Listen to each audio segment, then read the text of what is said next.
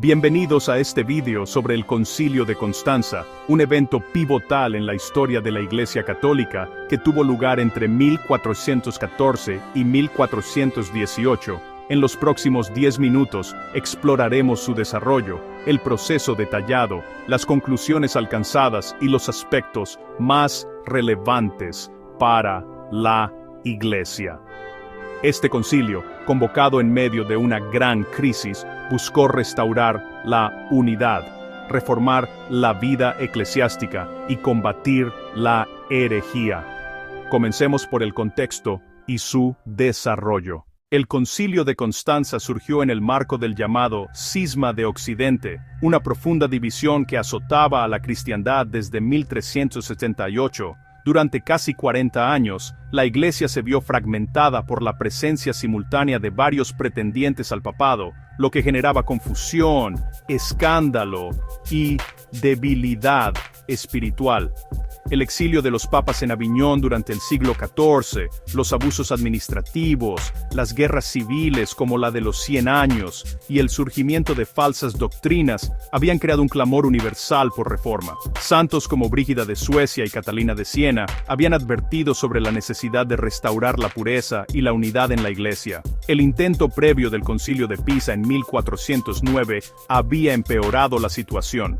Depuso a dos papas rivales, Gregorio Dozer y Benedicto XIII, y eligió a un tercero, Alejandro V, sucedido pronto por Juan XXIII. Ahora había tres papas, cada uno con su obediencia. Juan XXIII, presionado por el emperador Segismundo, quien insistía en un concilio general en territorio alemán para resolver el cisma, convocó finalmente la asamblea desde Lodi el 9 de diciembre de 1413. Se fijó en Constanza, una ciudad libre del imperio, junto al lago homónimo, para el 1 de noviembre de 1414. Inicialmente, se vio como una continuación del Concilio de Pisa, reconociendo a Juan XXIII como papa legítimo. El desarrollo del concilio fue marcado por una asistencia masiva y diversa. Hasta 29 cardenales, 3 patriarcas, 33 arzobispos, 150 obispos, 100 abades, 50 prebostes, 300 doctores en teología y unos 5.000 monjes y frailes se congregaron, sumando alrededor de 18.000 eclesiásticos. La población temporal de Constanza creció a entre 50.000 y 100.000 personas, incluyendo soberanos, príncipes y embajadores de reinos como Francia, Inglaterra, Escocia, Dinamarca, Polonia y Nápoles. Hacia el final, incluso el emperador griego Miguel Paleólogo llegó con 19 obispos orientales. El emperador Segismundo, presente desde Nochebuena de 1414, ejerció una influencia decisiva como protector imperial de la Iglesia. Pasemos ahora al proceso del concilio, que se extendió a lo largo de 45 sesiones generales, celebradas en la Catedral de Constanza. La primera sesión pública tuvo lugar el 16 de noviembre de 1414, presidida por Juan XXIII. Pronto surgió un consenso entre muchos miembros. Enger Stockern, Enger Berlin, Enger Senen, Enter Berlin, Angeniner, especialmente diputados franceses como Pierre Dailly, Guillaume Fillastre y Jean Gerson, canciller de la Universidad de París, para que los tres papas abdicaran voluntariamente. Se adoptó un innovador sistema de votación por naciones: alemana, inglesa, francesa e italiana, más tarde española como quinta, donde cada nación elegía diputados que deliberaban por separado y decidían por mayoría. Esto igualaba la influencia de naciones pequeñas, como la inglesa a la de la italiana, dominada por partidarios de Juan XXIII. En enero de 1415, enviados de Benedicto XIII propusieron una reunión en Niza, mientras Gregorio XII ofrecía renunciar si los otros lo hacían. Juan XXIII juró abdicar el 2 de marzo, pero huyó disfrazado el 20 de marzo a Schaffhausen, bajo protección del duque Federico de Austria. Esto puso en riesgo la continuidad del concilio, pero Segismundo lo mantuvo unido. En las sesiones tercera a quinta, 26 y 30 de marzo y 5 de abril, se promulgaron los famosos Artículos de Constanza, declarando que el concilio, convocado en el Espíritu Santo, representaba a toda la Iglesia militante con autoridad directa de Dios. Todos, incluido el Papa, debían obedecerlo en materia de fe, cisma y reforma. y el Papa no podía disolverlo sin consentimiento.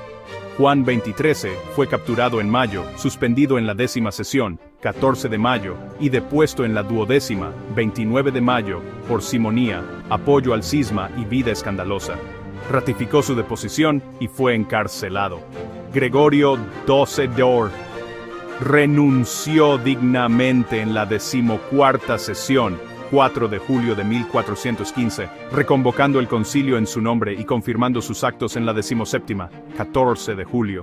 Benedicto XIII, tras fallidas negociaciones en Perpiñán y el abandono de sus aliados en el Tratado de Narbona, 13 de diciembre de 1415, fue depuesto en la 37ª sesión, 26 de julio de 1417, por perjurio, cisma y herejía. Simultáneamente, el concilio abordó herejías. En la 8ª sesión, mayo de 1415, condenó 45 proposiciones de John Wycliffe como heréticas, ordenando quemar sus escritos y exhumar su cuerpo. Juan Hus, seguidor de Wycliffe y predicador en Praga, llegó con salvoconducto imperial, pero fue arrestado por violar prohibiciones papales. Juzgado en junio de 1415, fue condenado como hereje en la 15ª sesión, 6 de julio, y entregado al brazo secular para ser quemado en la hoguera. Su amigo Jerónimo de Praga sufrió el mismo destino en la 19ª sesión, 30 de mayo de 1416. El concilio también condenó la doctrina del tiranicidio defendida por Jean Petit en la 50ª sesión, 6 de julio de 1415. En cuanto a la reforma, se discutieron abusos como simonía, reservas papales, anatas y comendams. En la 39ª sesión, 9 de octubre de 1417, se promulgó el decreto Frequens, ordenando concilios generales cada 10 años, el siguiente en 5.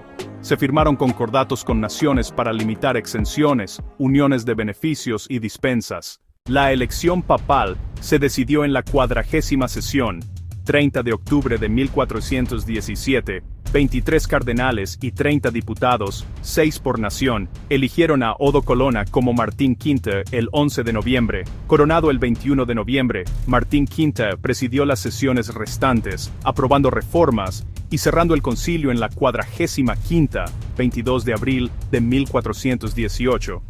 Regresó a Roma en 1420, restaurando la autoridad papal. Llegamos a las conclusiones del concilio. Su mayor logro fue extinguir el cisma de Occidente, restaurando la unidad de la Iglesia bajo un solo papa legítimo, Martín V. El cisma, que había durado casi 4 décadas, terminó con la abdicación voluntaria de Gregorio XII, la deposición sumisa de Juan XXIII y la separación de Benedicto XIII, quien persistió en aislamiento hasta su muerte. Las herejías wyclifita y husita fueron reprimidas, protegiendo la doctrina católica. Las reformas, aunque limitadas, incluyeron regulaciones sobre indulgencias, vestimenta eclesiástica, diezmos y concordatos nacionales para 5 años, indefinidos para Inglaterra, fijando un máximo de 24 cardenales y restringiendo reservas papales. Sin embargo, los decretos sobre la superioridad del concilio sobre el Papa, como los artículos de Constanza, no fueron confirmados por Martín V ni aprobados por la sede apostólica, considerándose inválidos desde una perspectiva católica estricta. Martín V rechazó apelaciones al concilio y afirmó la supremacía pontificia en fe, aprobando solo acciones contra herejías en su bula Intercunctas de 1418.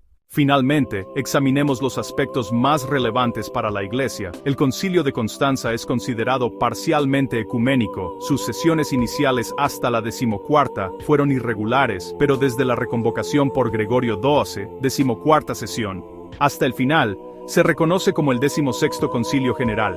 Su legitimidad plena comienza con la unión de obediencias y la elección de Martín V representa una lección sobre los peligros del cisma y la necesidad de reforma continua en la cabeza y en los miembros. Aunque el conciliarismo, la idea de un régimen conciliar permanente superior al Papa, surgió durante el proceso, fue rechazado por la tradición católica, reafirmando el primado petrino como garantía de la sinodalidad. Este concilio fortaleció la libertad de la Iglesia frente a poderes seculares, promovió el discernimiento comunitario en crisis y subrayó la comunión eclesial bajo el Espíritu Santo. Su legado influyó en concilios posteriores como Trento y el Vaticano II, recordando que la unidad papal es esencial para la misión de la Iglesia. A pesar de irregularidades canónicas justificadas por la emergencia, demostró la providencia divina en la preservación de la fe.